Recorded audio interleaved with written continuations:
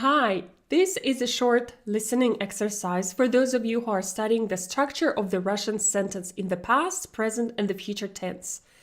So basically, it's going to be a listening exercise. I'm going to describe weather in my city where I live, looking up the weather in the internet. So even if you don't know some of the vocabulary I use, you can follow me looking at this web page while I describe the weather. Okay, so let's do. Сегодня пятница, 21 декабря. Сегодня пасмурно и небольшой снег.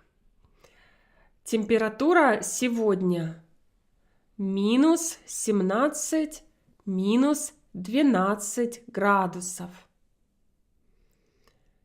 Сейчас 11 часов. Пасмурно, на улице холодно, минус 17 градусов. Утром было тоже холодно.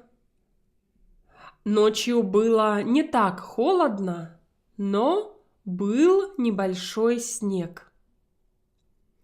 Но сейчас я вижу, что на улице тоже снег и солнце. Вечером будет тоже пасмурно и тоже холодно. Вот такая у нас хорошая погода. А какая погода у вас?